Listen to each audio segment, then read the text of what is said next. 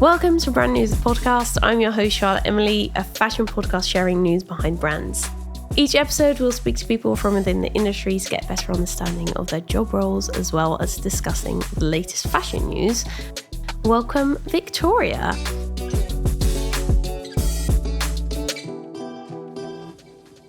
Thank you so much for being a guest on the podcast.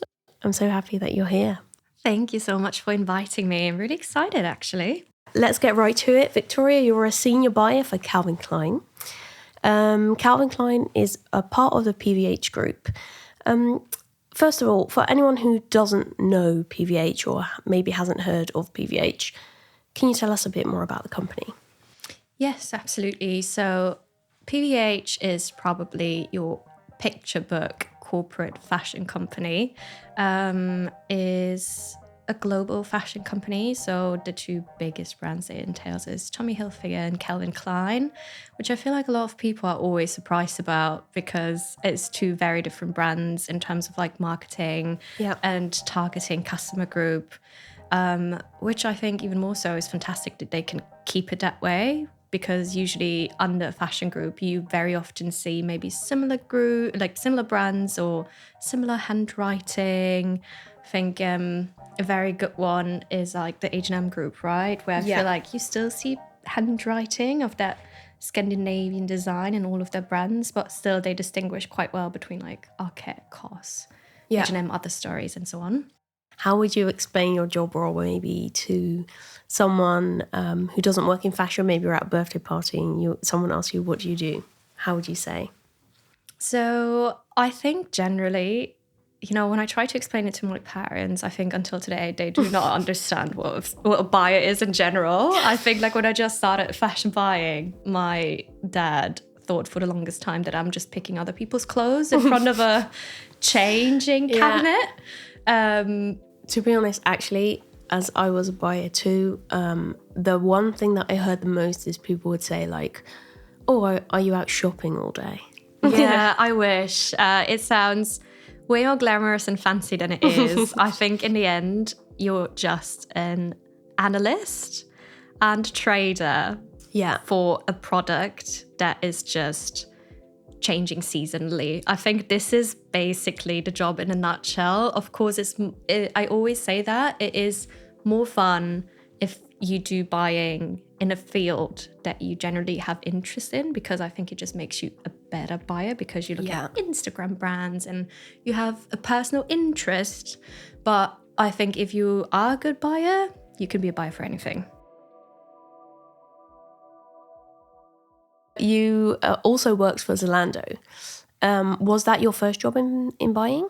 So in buying, yes. It's not generally my first job because I did not start in fashion. So I actually studied hotel management. Okay. And wanted to be a hotel manager, more or less. So I started in Germany in a smaller city and very soon realized that at a young age, I wanted to live in a big city, have more opportunities. I think I just always was very career driven and moved to Berlin because I just knew, okay, I want to live, and if anywhere, then in the capital city of Germany, because I lived in Germany at that time. And then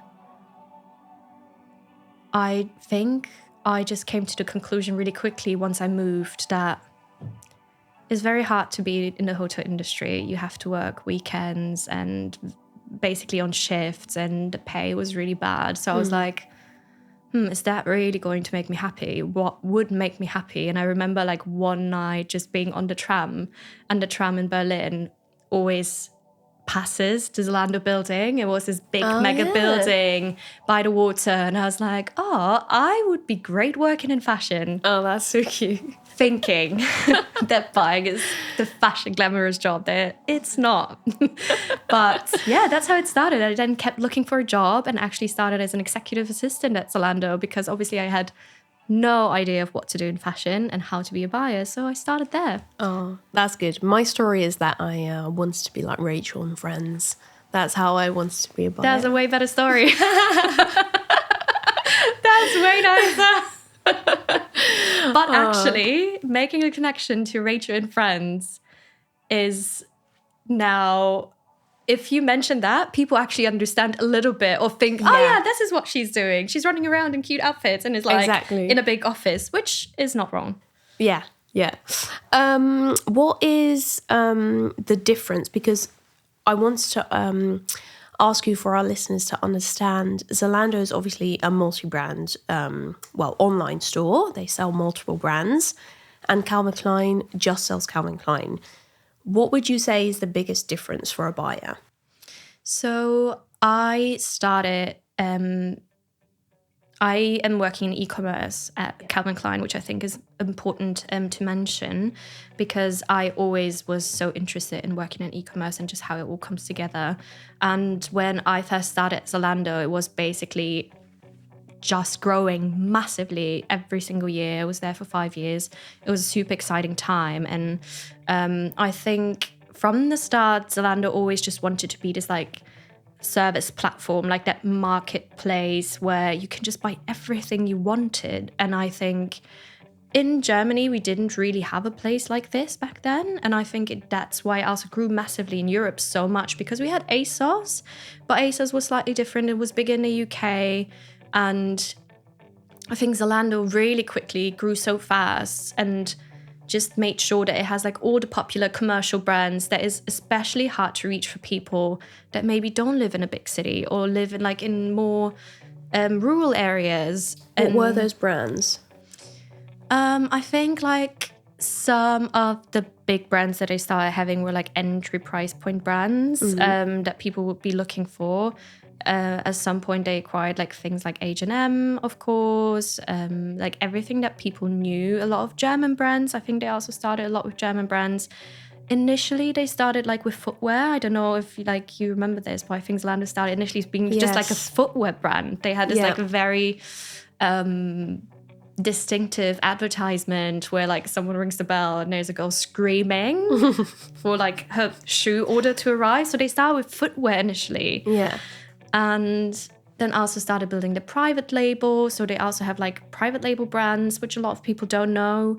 That's where I also didn't start working first as a buyer. So I started off as a private label brand buyer, which I think was a really good start for my career in buying, because it really gave me a more basic understanding of like fabrics and how a price comes together and all of these little things, you know, like when we negotiate with a vendor and why lead times are so long and what the production steps are of the garment. And I think that was really just very interesting. But what would you say you prefer, multi-brand or how you're buying now? I think I prefer buying now. I think what I really love is that if you have a passion for the brand that you love like work for, and I mean, always loved CK. Like, I think if I had to describe the way I'm interested in fashion, is also that bit of like minimalist, modern, but still a bit,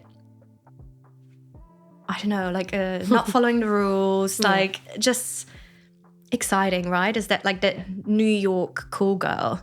And I always admired that. And I think if you love the brand and you understand the concept and the idea and like followed the brand from like early on, then it's like easier to work with it, because then you like always know, okay, so this is what we envision, like this is what the people that work behind product development envision, designers and all of that, right? Where in e-commerce, you still have to build a collection, but it's a very different way of approaching it. I think like there's buyers for a retail store that buy very differently. Then there's buyers that buy the product from a vendor. And then there's the buyers in e-commerce. And I think in e-commerce, you have very different challenges where you can have the most beautiful, softest fabric. You can't feel it online. Yeah. So you need to make sure that that is visible somehow, that still the collection brings excitement. If you only like work with soft fabrics and that's like the unique selling point of your collection, very hard for an e-commerce business. So I think this is why like I love e-commerce. It's like very fast paced. You have so many different entities that work there. You know, you need to have a basic understanding of newsletters and e-commerce and social e-com and like social media and how product launches online and all these like different little things, photo studios, pictures, like everything is a very, very big machine. It's very exciting. And I think, yeah, just having like the variety, working with so many different stakeholders in the company, that's what makes it so fun every day.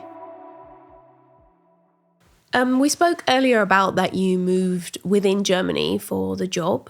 We're in Amsterdam now, so obviously you've moved again. How has this impacted you? So I'd say, I mean, it changed my life completely, right? Like you move into a new city and everything is new. You find, I was lucky enough that I had friends here that I knew really well. So I think that made a lot of the things easier. One of my friends, like everyone is so tightly knitted in the fashion industry. I think like if you work in Europe and you work in fashion, just so many people in so many different companies because they just move around. And I had a friend who worked at Calvin Klein before, and I remember I was here for a work trip the year prior, and she was like, so I know this job and I know you'd be perfect for it. Oh. And I was like, oh, I'm not looking for a new job. And she's like, yeah, but you would be perfect for it.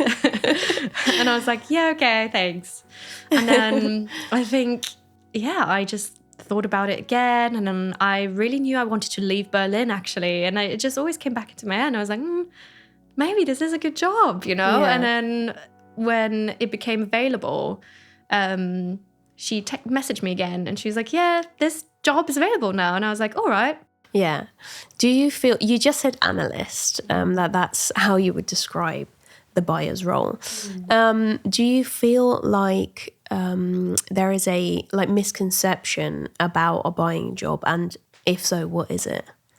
Yes. I think that especially when you just start in the job, you feel like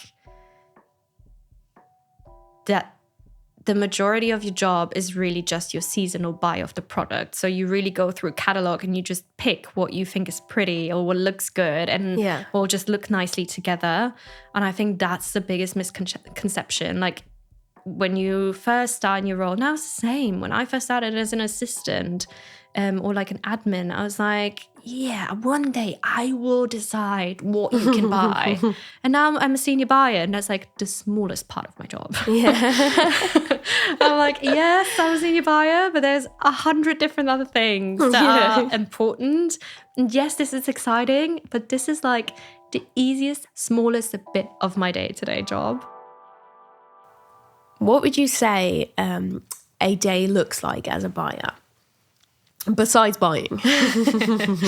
So I think for me, in a senior role, I always try to make my team my priority. So in the morning, the first thing I do is check in on my team. See, how's everyone? How's everything going? Is everyone okay? I think like nowadays it's still a very, very, very busy industry to work in. And sometimes things get hard, so I think it's very important to always check in on your team. Also, big chunk on the week is just trading your department, looking where you are, especially at the moment where we're like midst in November, Cyber Week, pre-Cyber Week, Singles Day, Black Friday, all of that kind of stuff. So also like end of fiscal year for a lot of companies. Exactly. Pre-Christmas business. So there's just pre-holidays. Exactly. There's so much going on. So I think trade is also a very, very big one. I feel like one of the things that maybe my personal misconception about buying was when I started out in fashion, is I think I underestimated the amount of money that you're responsible for. Yeah. How do you deal with that? I feel like over the years you just get so used to it that you're just less afraid of spending that money. But I think when you just start, or you've just been given responsibility, you can be easily overwhelmed, right? It's very easy to get really lost in nitty-gritty things where you're like, oh, but we're spending money here, and oh, that money needs to come back like threefold, right? So I think the older you get and the more money you have to handle, you're less afraid of spending it because you're looking at a very, very holistic level of a total business share or a total plan. You understand things better, like with your planners, like you create a sales forecast looking at the previous years and how the consumers behaved, how the market behaved. I think the older you get, the more of a understanding you get for everything, and the less scared you are because you really know how things come together. And of course, I think fashion is very volatile, and the smallest things influence the behavior of the consumer. Let's say, I don't know, pop culture, political climate, trends, anything really, right? Like, and if everything else, inflation. So there's so many things that can just influence everything. So of course, and those things happen. But overall, if you look at it and you calculate a couple of risks into it, you're not so scared to spend that money anymore because you're like, you have tools and experience where you go, all right, my plan says I should be here at this point of the year. Did I anticipate this? Yes or no? If the answer is no, then it's like, okay, we all come together and find a solution. And there's like, you know, your boss, your planners, like other people from other departments that are important and can help you trade. And then you find a solution together. And then you look, okay, do we need to adjust the sales plan? Is that because, I don't know, war has happened between Ukraine and Russia, and there's no logistics costs have spiked. We can't find any truck drivers that bring us stock, so we don't have stock to sell, so we can't make that money. Is that the problem? Then we need to adjust the forecast. Or is it just that we maybe bought the wrong product at the wrong time? And it's like, okay, what can we do? Mark it down to make it more attractive to the consumer? Or is the consumer just not seeing it properly, the one that we're trying to address? Like, you need to understand where that problem is coming from and then try and find a solution. Sometimes you can, sometimes you can't. And I think you need to, of course, take it very seriously because it's a lot of money that you handle. The older you get, the longer you're in the business. But also, I think the longer you stay, you know, if a lot of people look into the plan usually more or less works out. What would you say is the craziest obstacle that you've ever had to act on in trade? I feel like personally, for example, my craziest memory, like I won't say what brand it is, but I got a phone call once when I was also a senior buyer working for a company, and I got a phone call from the company that I was buying from saying that one of their factories had caught fire and everything had burnt, and it was a multi-million euro order, and that was crazy, like, because obviously like you mentioned, you have planned to make that budget. I was responsible for that, and then you have to go and tell, like, your manager who has to tell the one above and the one above, and that is like crazy responsibility, obviously. What would you say is like your craziest memory in terms of trade? Oh my God, there's so many. Every time you think, all right, now we're good, things are right, we're on track, something like the business just slaps you left and right. You know, you're like, oh wow, I really did fashion. not. Exactly. You're like, oh, I really did not see that one coming. That's new. And there's so many different things. Honestly, I think I think the private label days were really like the craziest ones, because those were really the ones where sometimes vendors would come to you and tell you, people are on strike, sorry, everything's down. Or the one person in Bangladesh that is adjusting the machine manually with his hand, he's sick and we don't have anyone else who can do it. But then also, if you work for a smaller brand and maybe not the biggest private label producer in Europe, him in Spain, then it is quite likely that you will work with similar vendors than other bigger competitors. And if they place a bigger order and spend more money, You lose it. You lose it. You lose your production spot, right? Yeah. So I had some vendors who would make up an excuse, but then also with some I was like so close that they would be like, honestly, beep, beep, beep, beep, brand, they've placed an order for so much money, we had to deprioritize yours. You mentioned earlier you prioritize your team a lot. What would you say is the biggest difference in, for example, a senior buyer, a junior buyer, an assistant buyer? There's a lot of different buying forms, obviously, as we just discussed, but also levels. What would you say is the difference, for example, going from a junior to senior? Responsibility over people, which I think a lot of people they're just pushed in a leadership role and are not trained for it. And it's so important because the quality of work, I think, really, really comes from the manager that you have. Yeah. The happier you are, the better you work, the easier you work, the better ideas you have, the more inspired you are. All these things. And then the opposite as well, right? If you have a bad manager, you can dread going to work. You can hate going into the office. You would get anxiety talking to your boss before you have your one-on-one, like all these moments, which are, we both had both ends of the spectrum, right? And I was going to say, we've had chats about like crying in the bathroom. For sure. And I think like the fashion industry has changed a lot. I think like 10 years ago, the hierarchy was real, right? Like it was absolutely normal that your senior buyer would make sure that your life was hell. Exactly, that your life, like that where your place is. Yeah. You would fight with other juniors or assistants, like like one of my friends, she said she plucked out the printer in the morning on a Monday so the other assistants could not print the trade, because back in the days we printed it.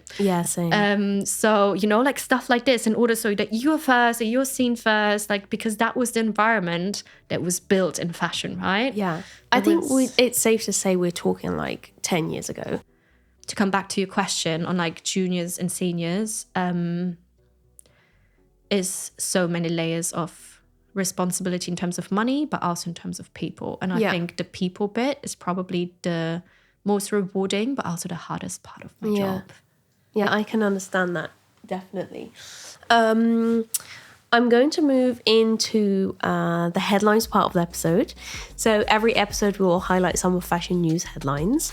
What's happening in fashion right now and why, what we're talking about, what's hot and happening, etc. I think you and me definitely exciting. We definitely text back and forth. We send each other messages about crazy stuff. Always. So I would say the top 5 brand news headlines this episode are sales of mini makeup items have grown 16% over this last year, resulting in a $1 billion sales industry, part of the industry, which I thought was crazy. Pharrell is taking Louis Vuitton to Hong Kong. Carly Kloss has acquired ID magazine. The Saks owner raises $340 million after retailer didn't pay vendors for months, sources say. Crazy. Oh my God. Yeah. Quote-unquote designer to the stars, Nancy Gonzalez, pleads guilty to smuggling handbags made of python. Oh. No. Yeah, I swear.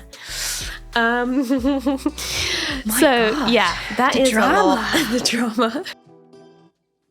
We spoke about this episode and you mentioned wanting to speak about sales and Black Fridays, discounts, etc. There was an interesting, a really interesting article in Business of Fashion speaking about discounting frenzy.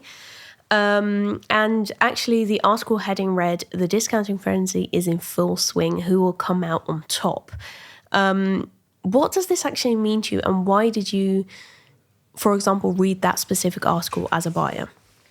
I mean, I think as a buyer, we have so much responsibility in terms of, I mean, if we look at climate change and we look at sustainability as a big topic, we all know that fashion is always mentioned, right? Yeah. Fashion is one of the biggest contributors to anything that's harming the climate in a lot of ways. And that is, for once, of course, part of the consumer behavior. But then there's also that big part that as a buyer, you play a big role in that as well, I think. And we need to all take responsibility for that. And Black Friday for me is always like, obviously I come from e-commerce. I work in e-commerce. I love e-commerce. But there is obviously, this is the most exciting part of our year. We work towards it for a really long time. We really anticipate this. It's a usually big party in any e-commerce business that week, right? But it also, I think with every year moving forward, the bubble in my head that goes, is this still relevant? Is this still something that we should be doing? Becomes bigger and bigger. And I think even like this year, right? Like we're in Cyber Week right now recording this episode. We are talking about all of that where we're like midst Cyber Week. And I see it and it's exciting and I love it because I see how passionate the teams are working towards this and how the consumer still wants it. But there is still this big thought in my head where I go, is this still relevant? If I just sell more units of something at a lower price, I need to sell way more units in order to make that same amount of revenue, right? So that's that trade part. That is that trade part of me and my brain. And then I'm like, this is obviously not sustainable, right? Because we have to produce way more, we're selling way more. And technically that demand is not really there. We're just creating it because people think, and I mean, I'm the same, right? You asked me earlier, you're like, so are you buying, or I think someone asked me, are you buying something for Black Friday? And I was like, oh yeah, I might look at like, am I allowed to say Skims?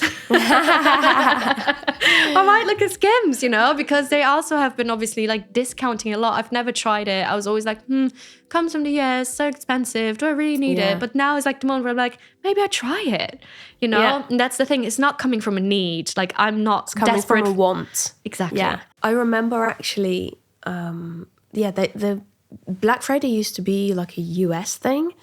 I remember it coming to Europe, and I remember actually working on it for the first time.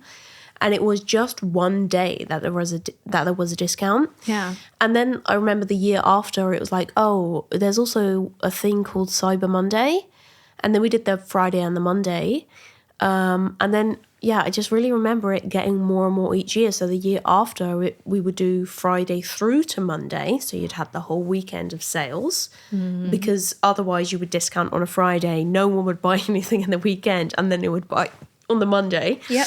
And I also remember that then brands were doing cyber weeks, just doing like Monday through to Monday.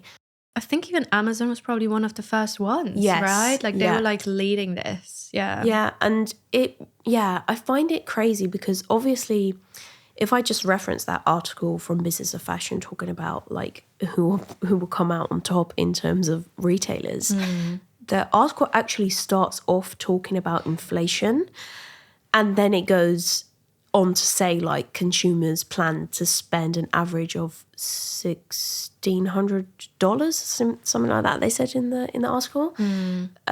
I just how does that go hand in hand with inflation? That's the thing, right? Like I wonder if I think a lot of people wait, to like really not spend that money, and I have friends like that.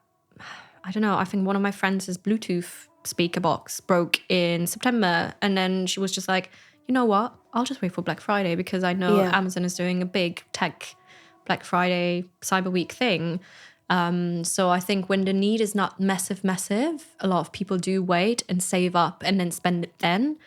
But then I think there is also that, and that's probably a big part of people that just can still shop and can still be a bit less mindful, maybe. Yes, a bit less mindful, and just get carried away by the prices, right? They just see, oh, this brand is doing this, and my favorite brand is doing this, and I think Instagram and social media is contributing a lot to that as well. Yeah, where of course brands are smart and they try to win the Black Friday game, and there's a lot of competition there, and working with influencers is just making people buy and really influencing them to buy Yeah. more. How does discounting in general, like maybe not even Black Friday, but how does discounting affect your job? Honestly, I think discounting is generally being used as a trade action, right? So I think initially when I just first started, we would use it, to clear out stock by the end of the season when you just anticipated to buy or like anticipated to sell through your stock, but then maybe you didn't because, consumers changed, trends have changed. It just happens. But and that by the end of the season, you just need to get rid of your stock, right? And to make space in your warehouse, especially for smaller brands, like all of that. Like there's just a big cost that comes with having too much stock left over. So people try to get rid of the stock. And then discounting helps to get rid of that. I think over the years, discounting has really changed in the way we use it in the business and how we apply it because of like competition. Like we look at different marketplaces, we look at different brands, we look at competitor brands, we look at how they use it, and that's how we then have to interact as well, right? In order to not miss out or to lose out on business. Because you're giving away market share if you don't compete absolutely at that time. Yes, and it is consumer driven. It is that behavior, right? Where we see, all right, if we put 10% discount on this, people buy it more.